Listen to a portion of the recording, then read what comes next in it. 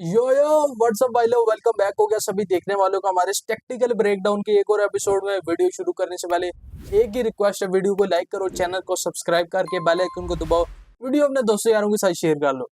तो दोस्तों आज मैच डे 3 में भाई बार्सिलोना फेस करती है रायो वोल्केनो को। और भाई रायो वोल्केनो ने ना बार्सिलोना को उसी वोल्केनो में भाई डबो डबो के उन्हें जला के उन्हें चपेड़े मारी। कहने को भाई सब, जैसा कि हम सब जानते हैं बार्सिलोना जो कि पिछले सीजन की चैंपियन है, लगता नहीं जैसे कि वो पिछले सीजन की चैंपियन हो। एकदम क्योटिक फुटबॉल खेल रहे हैं।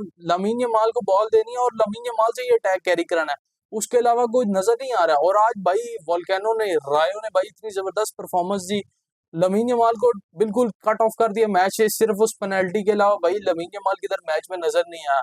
रफीनिया को मैच से कट ऑफ कर दिया। भाई साहब क्या जबरदस्त डिफेंसिव भाई साहब मैच दिखाया आज रायो वोल्केनो ने। और सीरियसली स्पीकिंग भाई, लिवरपूल और आर्सेनल से भाई बढ़िया गेम था ये। भाई इंटरटेनमेंट मिल रही थी लिवरपूल और आर्सेनल के गेम में, तो मैं सोया पड़ा था। उससे ज्यादा बढ़िया गेम था मिनट 1 से लेके मिनट 95 तक।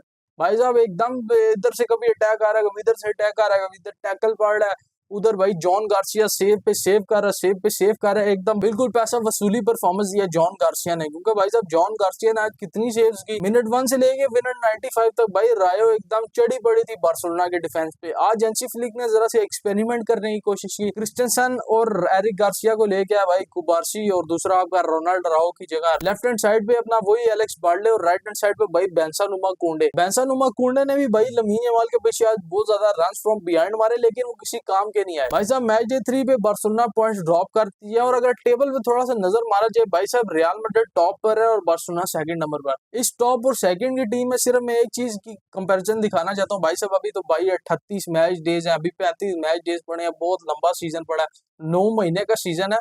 तो एकदम क्या देना चाहिए, बार्सिलोना वो सेकंड आगे, रियल मैड्रिड चैंपियन है, चैंपियन एटलेटिको मैड्रिड भाई 16वें 17वें स्थान पर है, वो भाई रेलीगेट ही हो गया है। तो ये कहना बहुत जल्दी, अभी स्टार्ट ऑफ द सीजन है, 3 मैच डेज हुए हैं, 35 मैच डेज होना बाकी है। सिर्फ एक चीज की मैं भाई बताना की कोशिश कर रहा हूँ कि पहले नंबर पर रियल मैड्रिड, दूसरे नंबर पर है बार्सिलोना। रियल मैड्रिड ने भाई साहब 6 गोल मारे या 1 गोल कंसीड किया। ऑन द अदर हैंड भाई बार्सिलोना ने 7 गोल मारे या 3 गोल कंसीड किया। तो कहने का मकसद ये है कि भाई साहब बार्सिलोना अगर एक तरफ गोल ज्यादा मार रही है तो दूसरी तरफ खा भी रही है। ये तो पिछले सीजन भी था कि जहाँ गोल ज्यादा मार रहे थे वहां चांसेस भी बन रहे थे, गोल ज्यादा खा भी रहे थे। लेकिन भाई इस सीजन वो वैसी बार्सिलोना की टीम शायद नजर नहीं आ रही, शायद वो डेवलप हो नहीं पा रही जैसा वो पिछले सीजन परफॉर्म करते। पिछले सीजन तो भाई 5-6 गोल मारना तो समझ लो तय ही तय था। जिस दिन भाई 5-6 गोल नहीं आते थे उस दिन हंसी फ्लिक छलांगे मार रहा होता था, जैसा आज वो टच लाइन पे खड़ा चीखे मार रहा था, उस प्लेयर को डायरेक्शंस देने की कोशिश कर रहा था हंसी फ्लिक।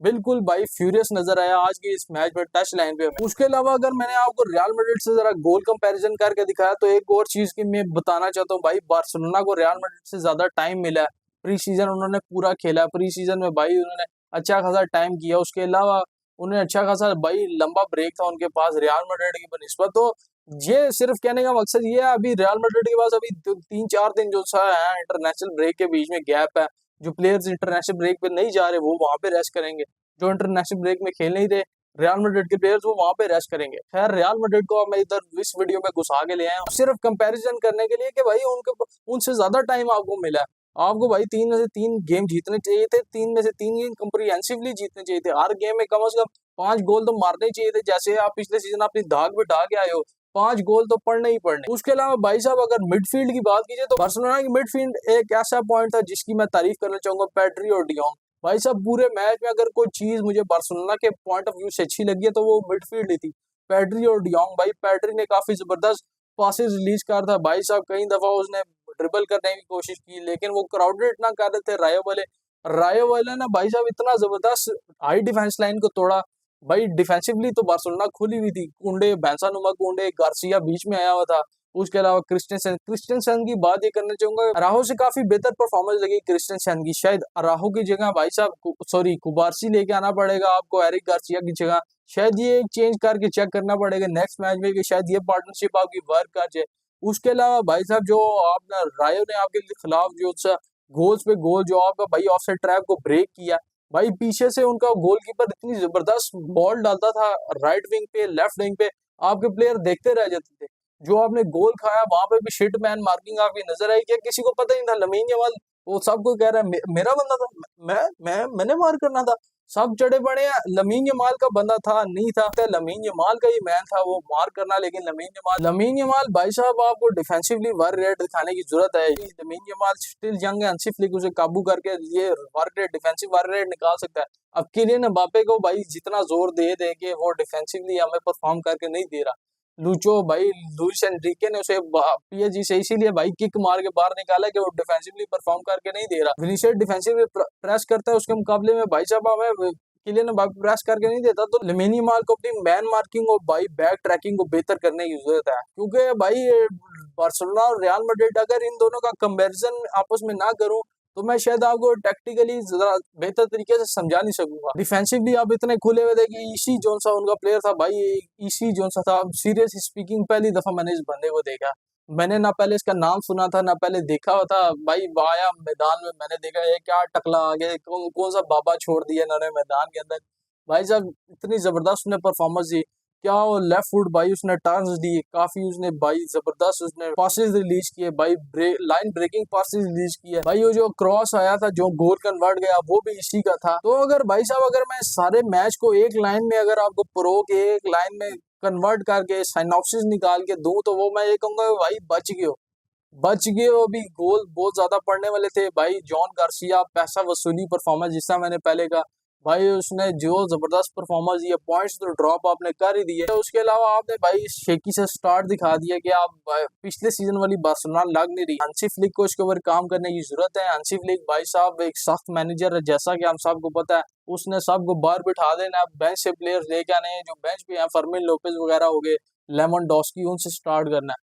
रैशवर्ड को बाद में लेके आए, रैशवर्ड भी कुछ नहीं कर सकता। रफीनिया को भाई साहब, रफीनिया भी कुछ इतना खास कुछ उखाड़ नहीं सका। इन जनरल अगर आप स्टैट्स पे भी नजर डालो तो मैन टू मैन स्टैट्स में भी भाई बार्सिलोना की मिडफील्ड, फ्रैंकी डियोंग और पेड्री को छोड़ के भाई बार्सिलोना हर डिपार्टमेंट में आउट प्ले कर दिया रायो वल्कानो। ला लीगा और कंट्रोवर्सी, जैसा कि हम जाते हैं एक चीज का नाम है, तो भाई साहब जिस स्पेल में वो पेनल्टी आई लमीन यमाल की, वो भाई उस टाइम वीआर काम ही नहीं कर रहा था। वीआर काम नहीं करता, थोड़ी देर बाद वो अनाउंसमेंट हुई जी वीआर अब काम करना शुरू हो गए। तकरीबन 80 मिनट के करीब वही बंद हो गया, तकरीबन 15-20 मिनट के करीब वीआर काम करना बंद कर दिया और 80 मिनट के करीब दोबारा एक्टिव हो गया। सिंपली स्पीकिंग भाई बार्सिलोना आज के मैच में पिटी है। आपके ऑफसाइड ट्रैप को उन्होंने ब्रेक कर दिया, आपके भाई डिफेंडर्स सॉरी अटैकर्स को उन्होंने कटा दिया, विंगर्स को कटा के रख दिया। फिरान टोरेस आज नजर ही नहीं आया। डैनी ओल्मो ने भाई गंदी मिसेस की, 2 के 3 शॉट भाई उनके पास आए डैनी ओल्मो के पास, डैनी ओल्मो के पाँव पे भाई बॉल आई, उसने गंदी मिसेस की। तो इन जनरल बार्सिलोना का आज बुरा दिन था, बुरा गेम था, और इन्हें भाई इस गेम से इम्प्रूव करके आगे जाना पड़ेगा, क्योंकि आगे चैंपियंस लीग भी शुरू होने वाली है। टफ फिक्सचर तो ला लीगा में आ ही रहे हैं, और उसके अलावा भाई कप गेम्स भी शुरू हो जाएंगी। पहला ही मैच दिन में शायद न्यूकासल को फेस कर रहे हैं, जहां तक मुझे याद पड़ता है। तो सेंट जेम्स पार्क में जाना है, न्यूकासल को फेस करना है भाई। न्यूकासल भी एक इजी ओपोनेंट नहीं होने वाला, शायद नेक्स्ट मैच ही आपका न्यूकासल के साथ है। तो देखना पड़ेगा नेक्स्ट मैच डे तक हंसी फ्लिक क्या अपने ट्वीक्स, अपने फ्लूक्स को भाई रिमूव करके एक नई फ्रेश बार्सिलोना, एक नई फ्रेश मेंटेलिटी के साथ मैदान में उतर सकता है।